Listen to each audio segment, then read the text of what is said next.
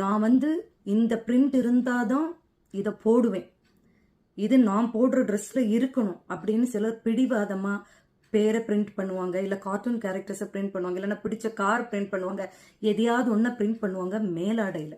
ஆனால் எனக்கு இப்படிப்பட்ட கேரக்டர்ஸ் இந்த இடத்துல தான் வேணும், இதில் தான் வேணும்னு சொல்லி கேட்குறது யாராவது பார்த்துருக்கீங்களா?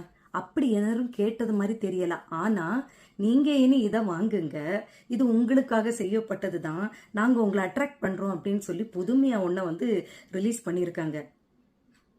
என்னன்னு தானே பார்க்குறீங்க? அட நீங்கள் வேற.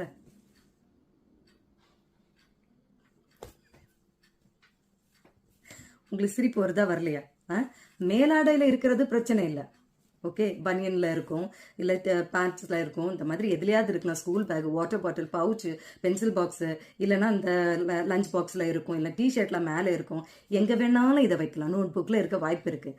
ஆனால் எங்கேயுமா இதெல்லாம் ஒரு அட்வர்டைஸ்மெண்ட்னு சொல்லி எங்கெல்லாம் வச்சுருக்காங்கன்னு பாருங்க. மெக்வீனா, அப்புறம் வந்து இதோ மிக்கி மவுஸ்.